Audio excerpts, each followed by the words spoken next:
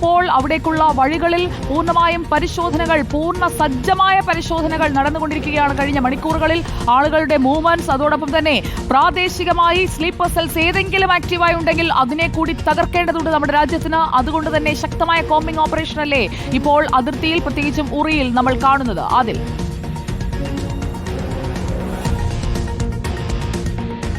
ഉറപ്പായും അങ്ങനെ തന്നെയാണ് സുജയ. വളരെ പ്രധാനപ്പെട്ട കാര്യം, ഈ ഉറി എന്ന് പറയുന്നത് എനിക്ക് ഇപ്പോൾ കാണുന്ന ഈ ബാരിക്കേഡ് വെച്ച് ഫെൻസിങ് വെച്ച് വേലി തീർത്തിരിക്കുന്നതിൻ്റെ അപ്പുറവശത്താണ് ഈ കാണുന്ന വലിയ മലനിരകളുണ്ടല്ലോ, അതിൻ്റെ ഒരു വശം പാക് അധിനിവേശ കശ്മീരാണ്. നമ്മൾ ഈ കാണുന്ന ദൃശ്യങ്ങൾ കാണുന്നത് ഈ LOCയിൽ നിന്നും നിയന്ത്രണ രേഖയ്ക്ക് സമീപത്തുള്ള അതിർത്തി ഗ്രാമങ്ങളിൽ നിന്നും ആളുകൾ മടങ്ങിപ്പോകുന്നതിൻ്റെ ദൃശ്യങ്ങളാണ്. ചില ദൃശ്യങ്ങൾ കാണുമ്പോൾ ഒരു സങ്കടം കൂടി തോന്നുന്നു. കുത്തി നിറഞ്ഞ് കുഞ്ഞുങ്ങളെയൊക്കെ ആയി നഗരത്തിലേക്ക് പോകുന്ന ആളുകളെ നമ്മൾ ഇവിടെ നിന്ന് കാണുന്നുണ്ട്. ഇത് LOCയിൽ നിന്ന് പോകുന്നതാണ്. ഇവിടെ വാഹനങ്ങൾ തടയുന്നുണ്ട്.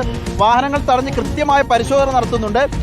LOCയിൽ നിന്ന് ഇന്നലെയൊക്കെ ഷെല്ലിംഗ് ഉണ്ടായിരുന്നു. ഇന്നലെ രാത്രി മുതൽ തന്നെ പുലർച്ചെ മുതൽ ഷെല്ലിംഗ് ഉണ്ടായിരുന്നു, വെടിയൊച്ചകൾ ഉണ്ടായിരുന്നു.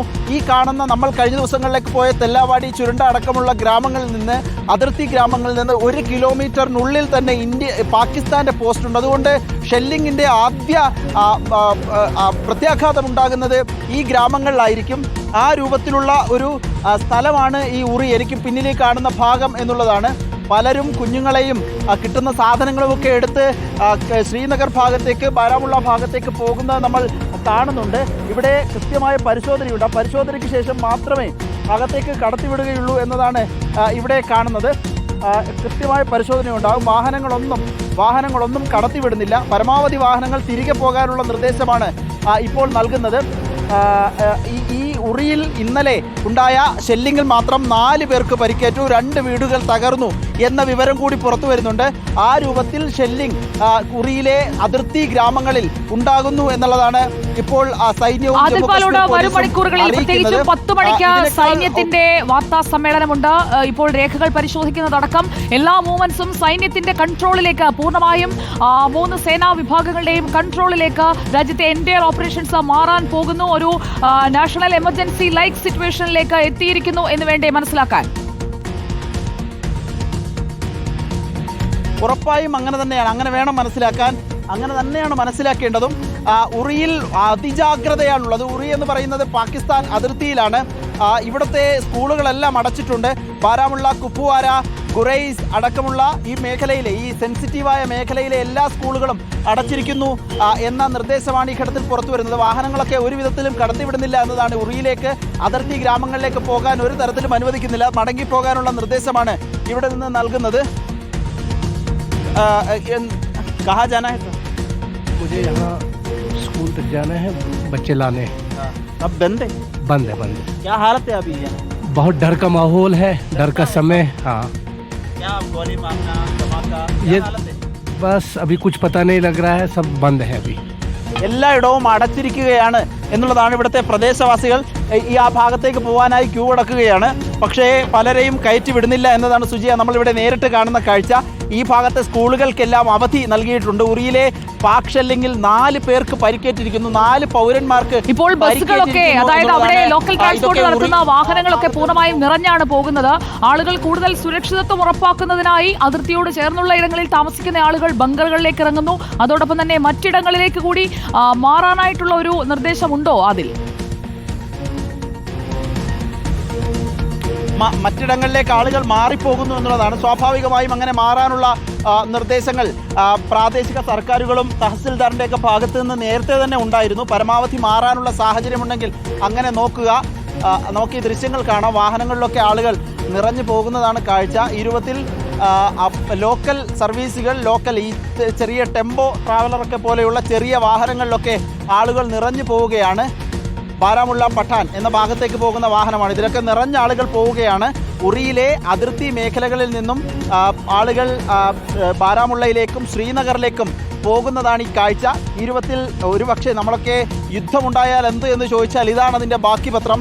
ജീവനും കയ്യിൽ പിടിച്ചവർ വീടും ഉപേക്ഷിച്ച്, നാടും ഉപേക്ഷിച്ച്, ജന്മവീടും നാടും നാട്ടുകാരെയും ഉപേക്ഷിച്ച് തിരികെ വേറേതോ സ്ഥലങ്ങളിലേക്ക്, ബന്ധുവീടുകളിലേക്ക്, അഭയം കിട്ടുന്ന ഭാഗങ്ങളിലേക്കൊക്കെ പോകുന്നതാണ് കാഴ്ച.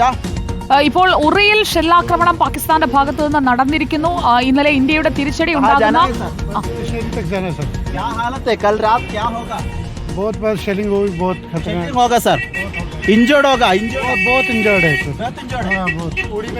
കുഞ്ഞുങ്ങളെയും ഒക്കെ ആയി ഇവിടുന്ന് പോകുന്നതാണ്. അതിൽ അതൊരു പ്രധാനപ്പെട്ട പ്രതികരണമാണ്. ഷെല്ലാക്രമണം നടന്നിരിക്കുന്നു. ഏതൊക്കെ മേഖലകളിലാണ് ഉറിയിൽ വീടുകൾക്ക് നേരെ, അതായത് വീടുകൾ തകർക്കുന്നതിനായൊക്കെയുള്ള ശ്രമമാണ് പാകിസ്ഥാന്റെ ഭാഗത്തു നിന്ന് ഉണ്ടായിരിക്കുന്നത്. അത് സിവിലിയൻസിനെ ലക്ഷ്യമിട്ടാണ്. അപ്പോൾ നമുക്കിപ്പോൾ ലഭിക്കുന്ന വിവരങ്ങൾ അത് നമ്മുടെ ഭാഗത്തുള്ള കാഷ്വാലിറ്റി സംബന്ധിച്ചാണ്. അതിൽ തുടരാം. ഉറപ്പായും അങ്ങനെ തന്നെയാണ്. ആളുകളൊക്കെ കുടുംബമായി കൂട്ടുകുടുംബമായി ഈ ബാരാമുള്ള മേഖലയിലേക്ക് മടങ്ങുന്നതാണ് കാഴ്ച. നമ്മളീ കാണുമ്പോൾ പലരും ഈ കമ്പിളിയും മറ്റുമൊക്കെ വാഹനത്തിന് മുകളിൽ കെട്ടിവെച്ചൊക്കെ പോകുന്നവരുണ്ട്. കിട്ടുന്ന സാധനമൊക്കെ എടുത്ത് പോവുകയാണ്. ഷെല്ലിംഗ് തുടങ്ങിയാൽ പിന്നെ ഇവിടെ ജീവിതം സാധ്യമല്ല. അവർക്ക് സ്കൂളില്ല, പഠനമില്ല, അവർക്ക് ജീവിതവൃത്തിക്ക് ജോലികളില്ല. അങ്ങനെ ഒരു സാഹചര്യമാണ്. നിർമ്മിച്ച ബങ്കറുകൾ തന്നെ പലയിടത്തും അപര്യാപ്തമാണ്. ഇപ്പോൾ 500 ആളുകളുള്ളതാണ് തെല്ലേവാടി എന്ന ഗ്രാമം. നമ്മൾ കഴിഞ്ഞ ദിവസം ബങ്കറുകളടക്കം പരിചയപ്പെടുത്തിയ ഗ്രാമം. അവിടെ ആകെ 3 കമ്മ്യൂണിറ്റി ബങ്കറുകളാണ്, 100 പേർക്ക് നിൽക്കാനുള്ള ബങ്കറുകളാണുള്ളത്. അത് മതിയാകില്ല എന്നുള്ളതാണ്. അപ്പോൾ ആളുകൾ ജീവനും കൊണ്ട് പരിസരത്തുള്ള അടുത്ത ഗ്രാമങ്ങളിലൊക്കെ താമസിക്കുന്ന ബന്ധുവീടുകളിലൊക്കെ മാറുന്നതാണ്. വേറെ ഏതെങ്കിലും ദുരിതാശ്വാസ ക്യാമ്പ് എന്ന രൂപത്തിലൊക്കെ പ്രവർത്തിക്കുന്ന സ്കൂളുകളിലൊക്കെ മാറുന്നതാണ് നമ്മളിവിടെ നിന്ന് കാണുന്ന കാഴ്ച. വളരെ സങ്കട കാഴ്ചയാണ്. യുദ്ധത്തിൻ്റെ ഒരു സാഹചര്യം എന്താണ്, ഈ യുദ്ധം സംഭവിച്ചാൽ എന്താണ് ഉണ്ടാവുക എന്നതിൻ്റെ ആദ്യ കാഴ്ചയാണ് ഇവിടെ ഉറിയിലെ ഒരു അതിർത്തി മേഖലയിൽ നമ്മൾ കാണുന്നത്. ഉറി ഈ മേഖല കഴിഞ്ഞാൽ പിന്നെ ഉറിയിലെ ഗ്രാമങ്ങളാണ്, അതിർത്തി ഗ്രാമങ്ങളാണ് ഇവിടെ ഉള്ളത്. ആ രൂപത്തിലുള്ള ഒരു ജാഗ്രത ഇവിടെ ആകെയുണ്ട്. ഇവിടുത്തെ സ്കൂളുകൾക്ക് അവധി കൊടുത്തിരിക്കുകയാണ്, സ്കൂളുകൾ അടച്ചിട്ടിരിക്കുകയാണ്. 4 പേർക്ക് തങ്ങളുടെ സാധനങ്ങൾ, വീട്ടു സാധനങ്ങളും അതോടൊപ്പം അത്യാവശ്യം വസ്ത്രങ്ങളും ഒക്കെ എടുത്തുകൊണ്ടുള്ള ഒരു യാത്രയിലേക്ക് കൂടി കടക്കുന്നുണ്ട് എന്നതാണ് നമ്മളിപ്പോൾ ഉറിയിൽ കാണുന്നത്. അതിർത്തിയാണ്, അതിർത്തി പ്രദേശമാണ്. അതുകൊണ്ട് തന്നെ ആളുകൾ टेंशन है लोगों में, टेंशन है लोगों हाँ लोगों में। क्या सर कल रात शेलिंग होगा सर? हाँ रात को हुआ है शेलिंग होगा आज का कल रात को हुआ है। हाँ हुआ है, हाँ हुआ है। क्या हुआ? सब डरता है सर?